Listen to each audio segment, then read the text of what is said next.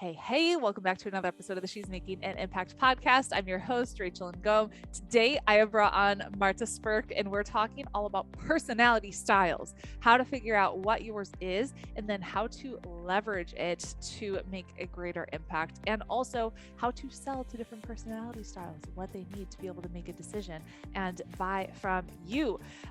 So I had so much fun in this conversation. So enjoy. Let's dive in. Hey, Marta, welcome to the show. Thank you so much. I am so excited to chat.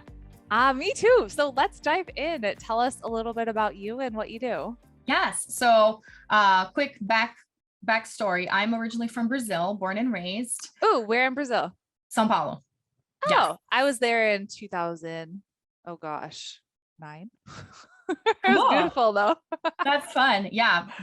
We are not a whole lot very nomadic people. So if you're born somewhere, you usually just stay there for your entire life. And that's what happened to me until I moved to the US.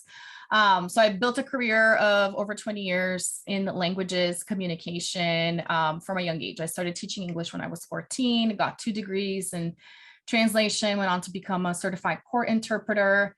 Plot twist, in 2016, I had triplets. And that's what got me going into the coaching journey of really self-discovery, like who the hell am I?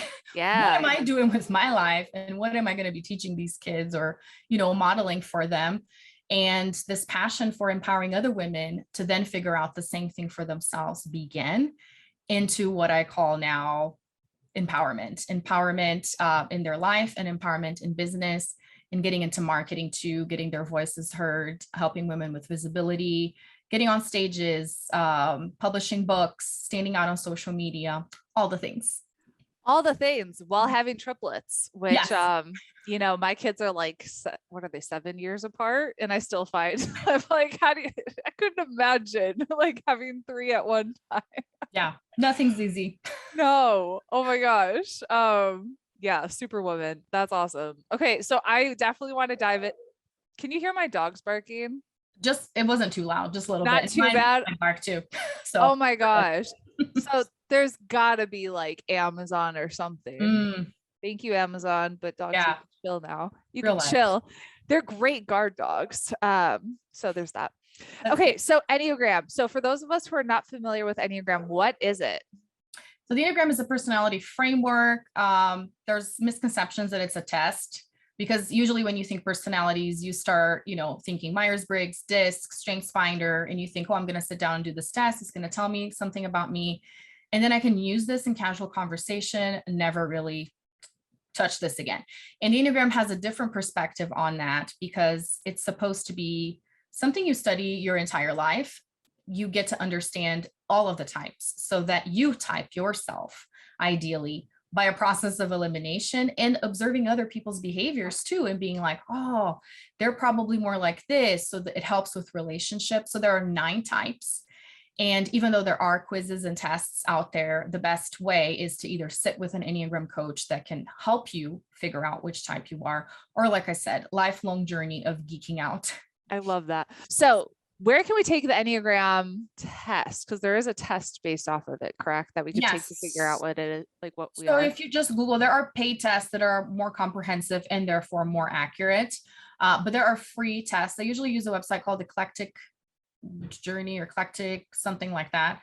And you can just take it. There are, ones that are more extensive and ones that are a little bit shorter, but it's really just a starting point. And then I would say after that, there are so many amazing Instagram accounts that will give descriptions of each of the types to kind of help you navigate and be like, no, I'm more like this. Even if the test is not the end all. It's not like, okay, this is what this test told me, so this is who I am.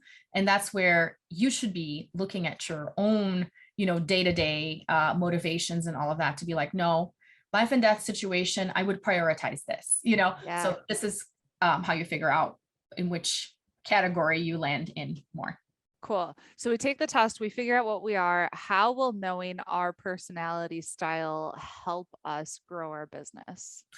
So for me, the reason why I've gone the route of then being such an advocate for it, putting it in my book, using it in my coaching, is because it really started with me. So in this process of what do I want to do with my life? Why am I drawn to these things? That's when I found the Enneagram. And I remember there's so many amazing resources out there. And one that I always mention is that this one musician in his band, they created a song for each of the Enneagram types. And then he proceeded to create a podcast explaining his choice of lyrics, the instruments, and he had an expert come on in and talk about each of the types. And when I listened to my song and then heard him describe everything about the song, I was just in tears for days, because it really allowed me to see myself for who I am and to stop thinking that there's something wrong with me because I don't behave a certain way when I look at other people. So I think, for starters, this is such a huge point in business growth, because the default of a beginner business owner, and dare I say ongoing, is comparison, right? I'm looking at these other people that appear more successful than I am, or that are doing things that I want to be doing. And we usually don't approach it with curiosity, especially in the beginning of our journey. We approach it with judgment and criticism. Yeah. Right? We're like, I'm better than them. I'm more qualified than them. Why are they doing so much better? Or they have all these other things that I don't have. I'm never going to get to their level.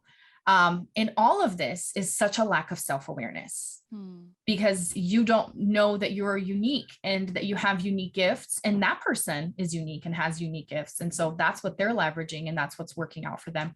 Plus, we never know the whole story anyway. Right. You do, and you can know your own whole story if you choose to. And that's what lots of business owners fail to understand, is that your journey is your journey. So why wouldn't you try to figure out every single step of that, looking at the past, looking at what's made who you are? And that's where I believe it's such an amazing tool to have in your toolbox. It's that understanding of yourself. Yeah, learning how to leverage your gifts. I love that. And we're all so different, like I know my personality style is so different than my husband's personality style. Like like when I took your quiz this morning, I'm the doer. Yeah. I don't know what that translates into Enneagram, but like in other personalities, it's like the red, the ruby, like the competitive Yes. action taker one, right? Like you got to win. Like my whole family, I feel like is this way. Like we'd go on family vacations, we'd be playing spoons, and somehow like we'd end up drawing blood. Like we'd be playing so hard, wanting to win, like someone would be bleeding by the end. And my husband, he is like the pearl white personality. I don't know what it is in Enneagram, but I remember when we were in Senegal, he is an equestrian. So he was doing a jumping competition, and I believe he got like second place. He had the biggest smile on his face. He was so happy. And I was like, why are you happy? You didn't win. Like, like I was just like so confused, because I've been surrounded like in the athletic world and in that bubble of like competition. You gotta win, right? And that's how I've always been. And he was like, the horse did so well and did such a good job. And like we're learning and growing. It was just like a holy crap, not everyone's like me kind of moment. Like we're all so different. And so can you speak to like we can learn about ourselves, but how can we leverage this test to be able to maybe influence others, which I think is really important as a business owner, because we're constantly, influencing other people and enrolling them to want to work with us. Totally. Well, and I love that you talked about your husband, because I feel like this is where it really makes the most sense to begin with, and then you can transfer that into your business. Yeah. For me, in that beginning of why are things not growing as fast as I'd like, or why am I even still trying this? Why can't I just drop it? As a business owner, I remember looking at the definition of my traits, and then understanding how my husband thinks and how it's so different from how I think. And oftentimes we take it personally. It's like, you're intentionally attacking me by behaving this way. It's like, no, this is how I am. Yeah. And I'm just being myself. And we just tend to think that everything, the world revolves around us, but we're all different. And then thinking about being a mom and having kids, especially in my case, all of them being born at the same time, if that isn't proof of how unique we are, because they're being raised literally at the same time, going through similar milestones. Obviously there's, it staggers because they're not, and that's another part of it too. especially when they were growing up, like who's going to eat or sit first, who's going to start walking first. Like it's so hard not to compare, but they're unique individuals, Yeah. Are they behind? Am I doing something wrong that this child's not walking while the other two are walking, like, Right. oh my gosh, it's insane. There's so much that goes into this. And to speak to the quiz you were talking about, because I did create like my own version of the Enneagram and a simplified version of it, because Enneagram has 9 types. So I think that kind of discourages people from diving into it. When I say it's a framework, you need to be studying it and really reading it. And not everyone's going to be super passionate about it right off the bat. And it kind of has made me a little sad throughout my coaching journey that not everyone's as passionate as I am and don't see the value of this tool. So instead, I created these 3 types, which is one of the different ways you could group the 9 types. And the way that I group them is based on their stances. And so the doers, they represent types 3, 7, and 8 on the Enneagram. There are the aggressive types is what the doers are, which you described perfectly. I want to win always. I want to be in front of everyone always. Tell me I'm amazing. Never criticize me. Don't control me. Don't tell me what to do. Yep. That's the doers. And they get a lot of things done. And it's interesting that you talked about sports, because when I think about the 3 types and thinking of like sports analogies, the doer is the athlete. They're the star. They're the ones out there, but that star does not exist without a coach. And that star does not exist without even, the team physicians, for example. No one's really talking about those a whole lot because they're not the freaking stars, but they're not meant to be the stars. That's not where their genius is, So you have the feelers, which I would say are mostly the coaches, that are types 1, 2, and 6 on the Enneagram. And they are the ones that overanalyze everything, look into the details, think, engineers, architects. They don't necessarily want to be in front of people because they're making sure nobody dies when the building's being built. Yeah, whereas the doers are like, I don't care. They're the ones, I'm flying the plane and building the plane at the same time. That's straight up doer outlook in life is I don't care about the details. I just got to get it going. And we need all of these people, right? And we work together so well. So when you're saying, I was amazed at how my husband behaved, how much can you learn from a person like that it's okay if you're in second place? I mean, you think about kids, how can you teach your child to be that they're still loved and they're amazing, even if they're in second place, when you yourself would hate yourself if you were in second place, Totally. So it helps you in so many different facets of how can I support my client when they made 1 sale and they were expecting 5. Be grateful for the 1, but you could have done better. Like these are things that you can impart to people once you understand it for yourself. Yeah. And as you grow, and I think the Enneagram really helps with that. And then finally, the thinkers, just to touch on that, they're the types 4, 5, and 9, and they are the more introverted bunch, stereotyping it, if you will. It's the creatives.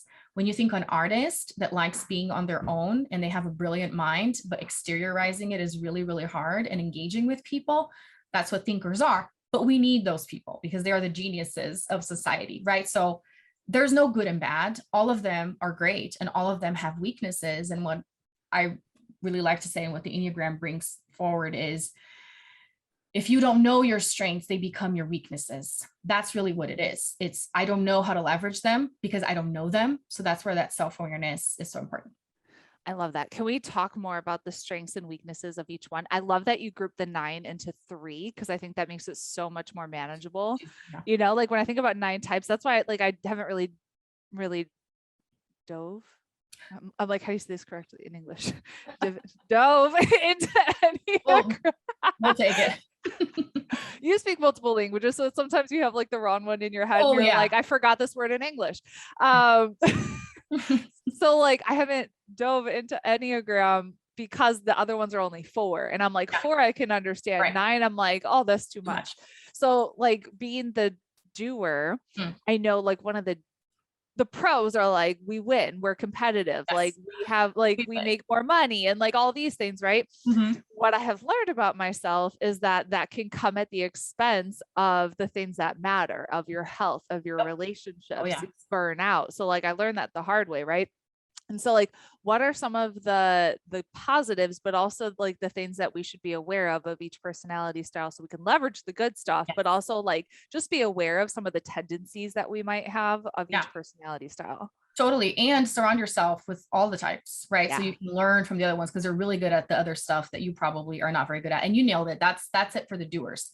They're always on the go. They're like the Energizer bunnies. Like they are the type of people, if there's somebody in your life that you say, do you have more than 24 hours in the day? That's most likely a doer because they just leverage every single second for something. They're just on all the time.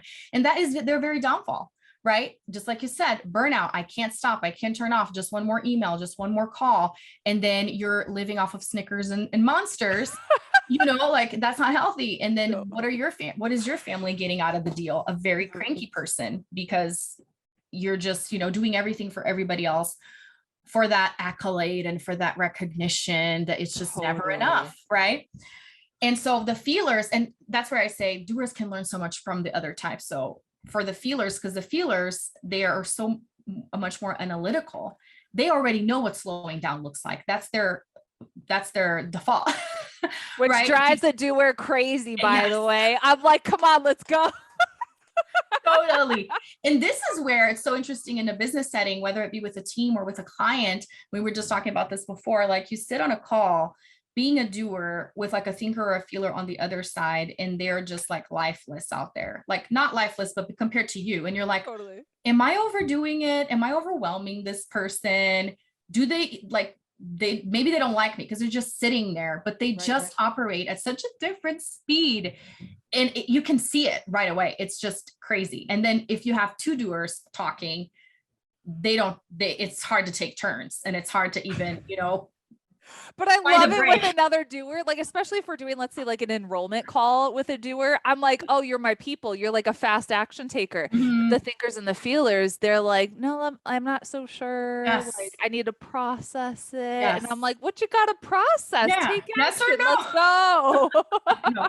I know. It's fascinating. So yeah, the feelers are more of, because the downfall for the feelers really, so they're more analytical. Why? Because they don't want to take risks.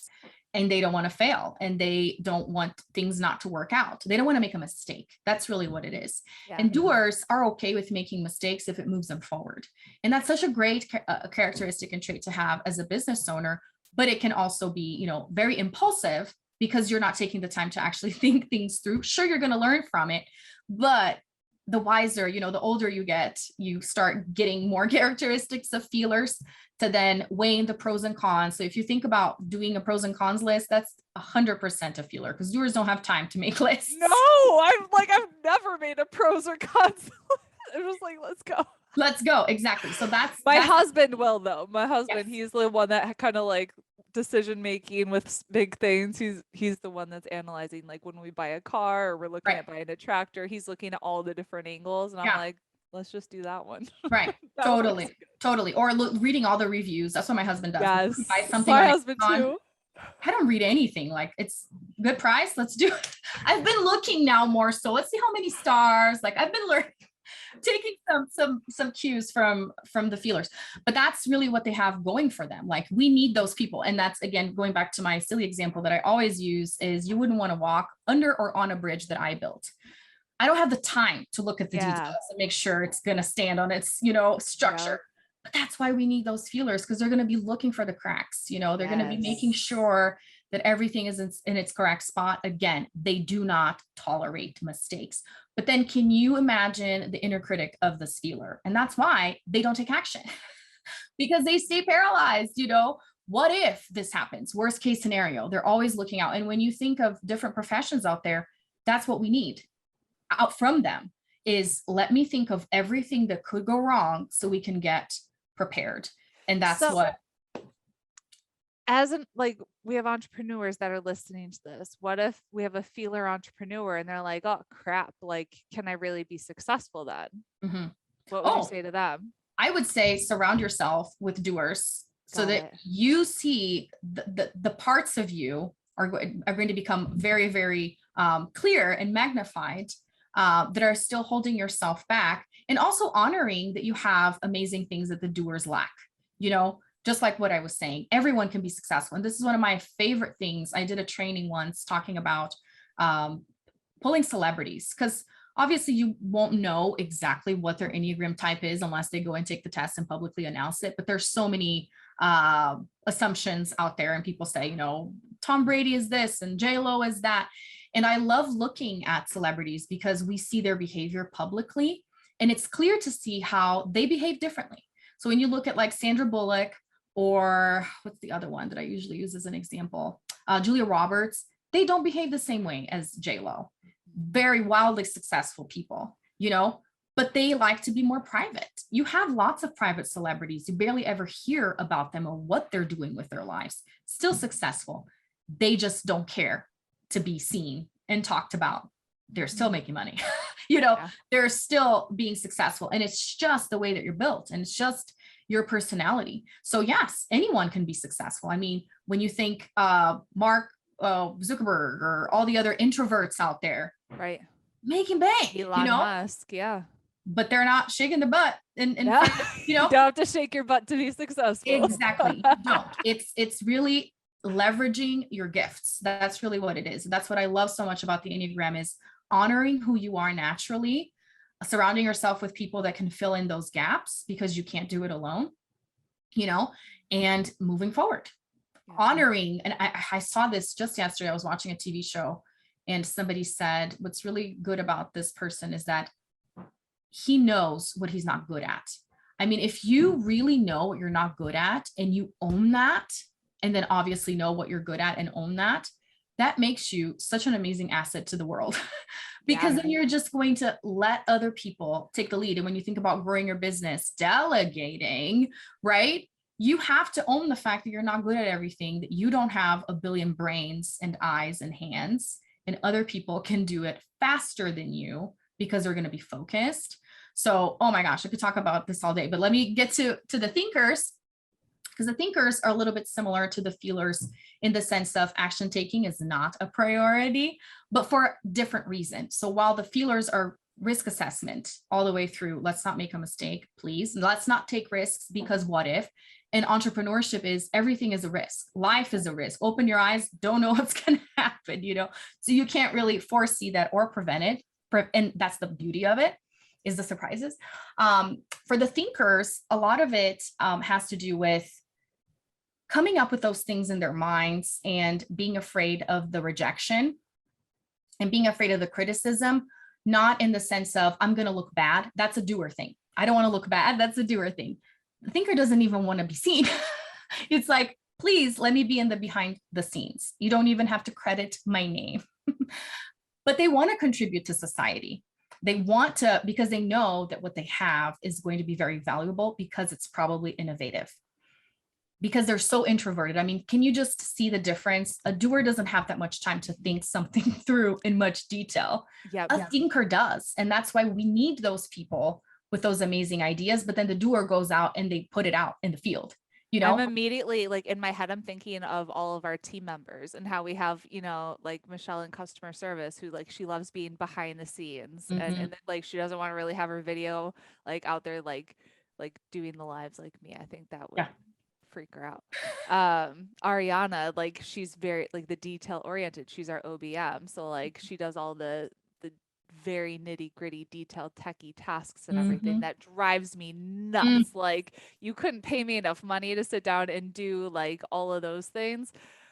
Yeah, it's so important, like, that we have each one on our team, so that, like, if you're the doer, make sure you have the other people, because otherwise your systems are going to go to crap. Yeah, it's not going to work out. We need each other so badly. And we were talking about competition in the beginning. That's when you start seeing, my gosh, there is no way a thinker can steal a doer's thunder, or vice versa, because they're so freaking, it's literally apples to oranges. Yeah. You can't compare. And just like what you're saying, you can't pay me enough money to do this, to be looking at spreadsheets. My gosh, I would tear my hair out. I'd rather fall in a hole, and then to me, I look at other people and I'm like, why wouldn't they want to be front and center? Why wouldn't they want the freaking light on them?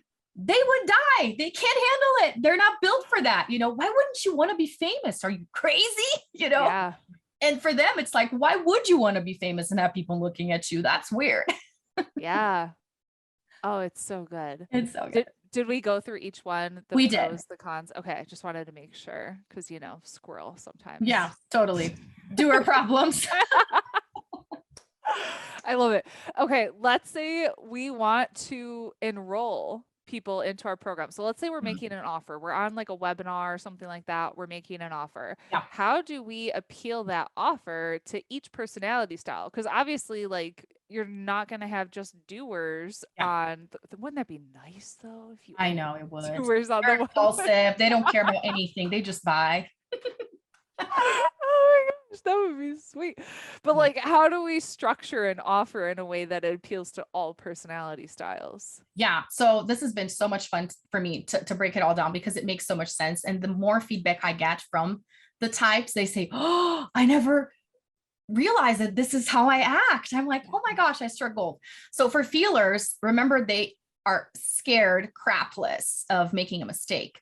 So feelers really rely on those testimonials and the social proof because if they see that a bunch of other people have gone through your program, especially people like them, right? So the more variety of examples, the better, because it's like, well, what about if it's a different niche? What about if I haven't made this much money? What if you have different, like, this works for everyone, depending on what it is that you're offering.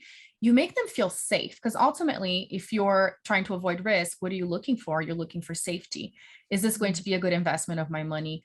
Or the feelers are the type of people that are going to ask, well, but what if blah blah, I don't have the time, or because they don't want to lose the investment. They probably have invested in things that they didn't even, the courses they didn't even watch, or whatever they didn't implement. And if you're able to remove that risk by saying you're going to have the accountability, right? You're going to have these different parts that are going to support you to make sure you're successful, because remember, feelers and thinkers are not great on action taking. Mhm. So in order to include those people, you're going to have a structure that will nudge them, really put them out there to take action. Obviously, you can't force anyone to do it, but especially as coaches, there are specific things that you can put into place to make sure people take action. So I would say testimonials are huge for feelers. For thinkers, What there's about like a money back guarantee kind of thing? Is that good for yeah, feelers? yeah. Yeah. Because again, safety, right? Yep, And I yep. think for thinkers that would be good too, because they're the more analytical type. Yep. And that's so interesting that you asked that too, because thinking about a doer, and when you see people requesting for money, I just had a friend that went through an awful situation with somebody that was, doing disputes with Stripe, and at the end of the day, Stripe doesn't even honor whatever it is that the business owner does, because they kept wanting to dispute the money. It was such a nightmare. And it's like, a doer would never do that. I don't have the time to go ask for my money back. Obviously, if it's like thousands and thousands of dollars, depending on the situation, but it's like, it's done. It's in the past. I own my Gotta move decision on. and I got to Yep. move on. So a doer would never do that. So that's another piece there for thinkers Making and me think feelers. of my mom who'd be on the phone for hours trying to get $10 back Oh my based off of gosh. principal. And I'm just like, oh dear God, mom, like Let it go. Yeah, that's a good point. So the money back guarantee for thinkers, it's a lot to do with the community aspect of it and having somebody else to push them. So I would say the accountability is going to be huge for them as well, because they're so introverted. They really thrive in seeing other people taking action to then inspire them to take action. And I would say the deliverables are very important for them, because to make my educated decision here, let me see what all is included in your course. But then you have the doers that literally what makes them want to buy is more than anything the excitement of it. Like, I don't need to know all of the details. In fact, please skip through. They're not going to read your sales page. Let's just put it out there. Like the long ass sales page. Not going to read through it, friend. If anything, I'll read through it to see what I can do for my business. That's a doer thinking. yeah, What yeah. could I put in my sales page that you put in yours that would entice my audience? Like, that's the extent of doer research Yeah. I'm just there. thinking of myself. Like, so if you're trying to appeal to a doer, I was just on a sales call with someone because I want to do a TEDx talk. And so it's a company that's going to help me do the TEDx talk. I'm on the call with him and he's like, do you have any questions? Like, I'm basically like, just cut to the chase, tell me the bottom line, and then let's go and get started. So I just want to know, like, can you help me? Yes. Okay, how much? Okay, let's go. Like, Mhm. that's all I really need to know. Right. Yeah. And if they were, and the reason why, and that's what's so interesting about the personality types is that if somebody has that knowledge, you're not going to be wasting a doer's time. If you pick up right off the bat, they don't need all this convincing and they don't need all these details. Whereas you Right. sit with somebody else that's kind of on the fence, you put your patience cap on, You have to. if you're a doer, and then you're like, all right, this person needs to feel safe, Yep. or this person needs more the analytical approach of the specific bullet points for here. So I would say keep all those things in mind. And that's why even the biggest people out there that have huge audiences and that sell out their offers, they have all these components in place. They have the excitement and the urgency. I feel like that plays big for doers. Like fast action bonus, they get a doer like anything else, because feelers are like, oh, too bad I missed the fast action bonus. I still need to think through all the 5 days of open cart, and buy in the last day. Yep. Because people just process things differently and make decisions differently. Yeah. So we got to make sure to appeal to all three: Mm-hmm. money back guarantee, testimonials, showing kind of the process of what it looks like, Yeah. and then the urgency and the buy now. Like, let's go. Yes. Let's do this. Cool. Okay. I'm assuming kind of the same thing goes for when students enroll into our program, making sure you mentioned like the community aspect, having like detailed processes for some people, and then just like the quick action steps Yeah. for the doers of like, just Yeah. follow this and go. Right. Yeah. And that's what could engage a doer or, attract a doer or really turn them off, especially if you're not a doer leader and you're more of a feeler. And then you get people joining your community that are like, tell me what to do now. And you're like, oh, just wait, 2 months and you're going to figure it out. Like you're going to lose that client. Totally. So that's where creating that structure of, if you're ready to take action, there's things for you to do right now. Because think about students, and I've been seeing this with my kids because they recently started Kumon. Do you know what that is? No. Like the math and reading. It's like a Japanese system of math and reading tutoring, and it's timed. Like it goes through stages because they're small. They can start at 3 years old. Mine got started at 6, but there are at different levels. Because I have a genius, quote unquote, child that's like light years ahead of the other two. And he's moved on to the level where he doesn't need to have an actual teacher. He just sits in class and he does as he's told. Like that's 100% a doer. You don't need to supervise me because I want to get this thing done. And I would even say feelers in that sense are like that too, because it's not so much about people praising them. It's a matter of integrity. I'm sitting here and I'm doing this for myself because I want to be the best at this, whereas others, like my other son, he'll just lay on the floor after 5 minutes because he can't just sit still and stay focused. So think about this context of a teacher in a classroom when you're in a group program or something of the like. There are people who are going to be more on the squirrel spectrum. So they need that direction. There are other people that need to be told, get going. Or specific action steps. Don't just kind of loosely say, go into the portal and have fun. Because those are the people that are going to say, I couldn't take advantage of it because I didn't know where to go. I'm canceling, when you think like a membership or something like that. And that's where you say, you can't appeal to everyone and you can't please everyone. But if you understand that there are specific ways that people go about things and what motivates them, because that's a big thing with the Enneagram too, that's really important to stress, is that it's not so much the behavior, but it's really the motivation. And that's another example that I use. Even when I was kind of torn in between some of the personality types in the beginning, is first thing, open my eyes in the morning, in bed, what motivates me to get out of bed? Is it because I want to accomplish something else and feel like the fulfillment and the high of doing something else?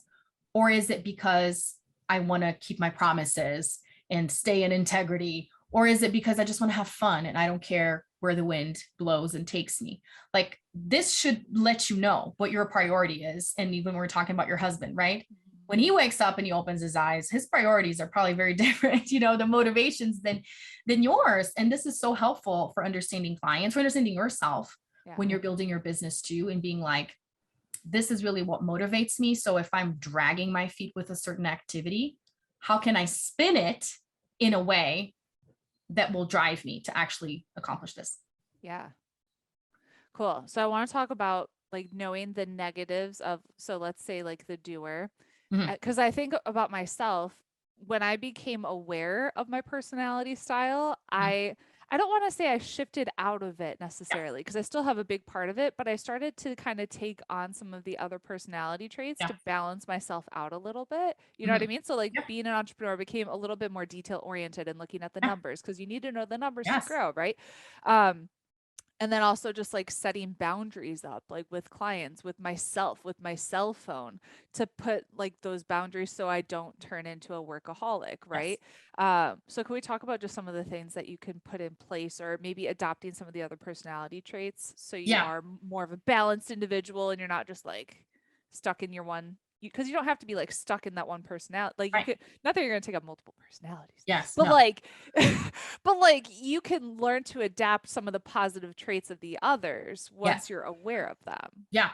And that's really what we call like the growth path or the integration path. Because when you're studying the Enneagram, there's a lot of terminology that talks about an ascension ladder, right? When you become a healthier version of who you are, you start taking on characteristics of a type in a different category, which Mm, when we talk about the feelers, thinkers, and doers, this is generally because all the types, it's a diagram. I guess I forgot to mention that part. So Ennea is 9 in Greek, and then gram, diagram. So it's a diagram of 9.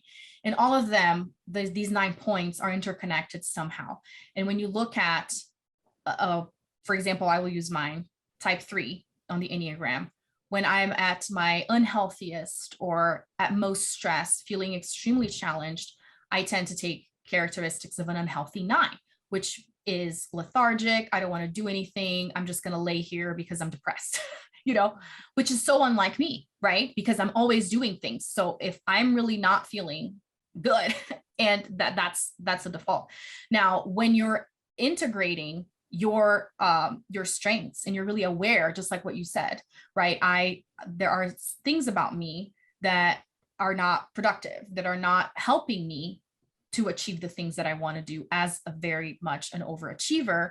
What is it that I need? So the 3s end up taking some characteristics of a healthy 6, and the 6 is a feeler, right? So it makes perfect sense. When you look at all these details, it's mind blowing how, oh my gosh. And when you think relationship dynamics, opposites attract, all yeah. that kind of stuff, it makes Yeah. so much sense because like my husband and I would butt heads. He's an electrician. He's a classic 1. Let's find all the cracks and mistakes. And his favorite saying is, I'm not pointing out your mistakes to be mean. I'm just showing you what you could do better. you know? I love that. Okay, thanks.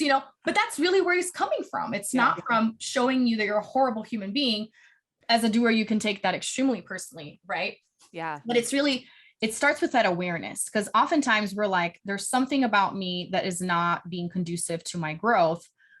We tend to gravitate towards beating yourself up, but that actually slows down the whole process. That's not the point of you understanding the way you operate. The point is, okay, curiosity. What can I do a little bit differently? And then you start looking at people outside of yourself and saying, wow, they're really good at this. And I think for doers, that's kind of tough to Mm-hmm. recognize that somebody else has this amazing strength that you don't have. What do you mean? I know everything. I know it all. Well, I mean, for me specifically, I would look at entrepreneurs who had a great family life too. Mm, So I'm like, yeah. how could you do both? How could you, Yes. like, especially, back when my son was a baby, I was looking at how could I have a great business and be a great mom at the same time? Yeah. Because I think in my head, it was like, you have to succeed. And I saw that he was kind of like bearing all the brunt of like all, like I Yeah. was getting burnt out, I was getting sick, he was poor baby. like and that was like kind of like my wake up call in that moment of like no no Mhm. no, like family needs to come first, and you Right. can figure out the business, you can have a successful business and make sure family comes first, so putting like Yes. the boundaries in place and everything. But I had to look for, I'm like, who does have a successful business Mhm. and is a mom, Yeah. you know Yeah. And learning from these other people that whether they are a healthier version, maybe they are a doer too, but they've learned that lesson, right? Or maybe they have been a feeler, so that comes naturally for them. But taking action is what they actually needed to learn. And it yeah took a little bit longer. I love knowing people's backstory, because oftentimes we just see that highlight reel of, wow, you're super successful now. Well, Right. where did they come from?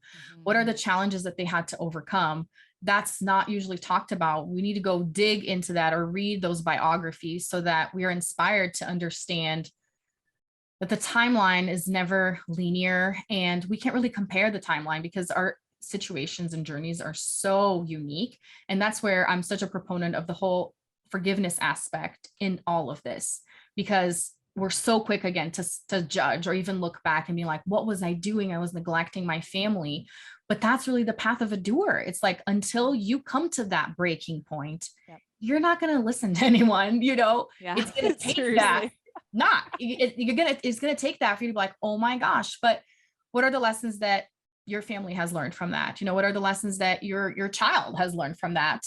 And that's a lot of, you know, when you talk about mom guilt and all of this, for me, having 3 kids and knowing that the impossibility of giving them the attention that they need and deserve just because of physics, you know, and numbers.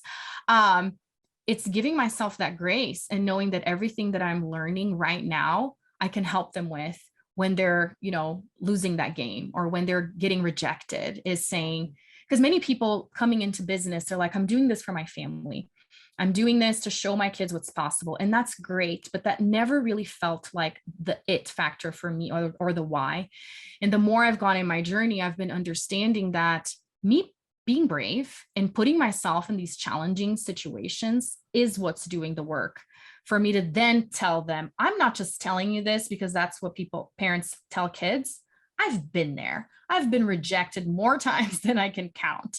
You know, I've had people talk crap and criticize me till the cows come home, and I'm still here. You know, you speak from experience to the person that you love, knowing that you can't possibly shield them from disappointment, but you can be there for them and give them that advice and the shoulder of experience. Yes. Yeah. What does it mean to you to make an impact? Oh my gosh. I feel like the impact that I know I'm meant to have and that I've been creating has a lot to do with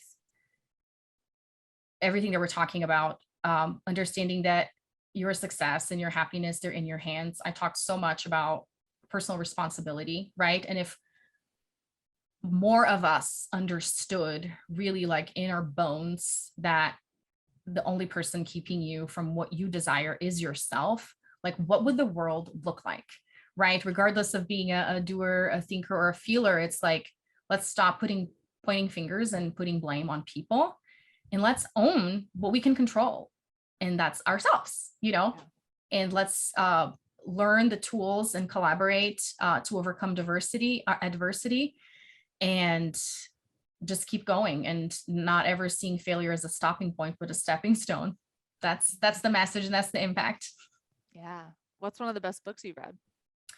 Oh my gosh. So recently, for the first time, and I'm very surprised that this is the first, like, it's taken me years to get to this, but I read Napoleon Hill's Outwitting the Devil. Mm-hmm. And I've heard so much about him, usually Think and Grow Rich, right? But a mentor recently said, this is the best book I've ever read. And then in getting into like different personality stuff, like numerology, all that kind of stuff, it came up to say that I have the same life path that Napoleon Hill has. And I was like, all right, maybe it's time to go dig into him a little bit more. And I was amazed. And you're talking about giving a TED Talk. This year, I had the opportunity to give my first TED Talk. And cool. I had never read that book, and all of my messaging, everything that I've been dedicating the last 6 years for, has to do with this: is definiteness of purpose, is not giving up. It's understanding that your success is on the other side of your biggest failure and your biggest defeat.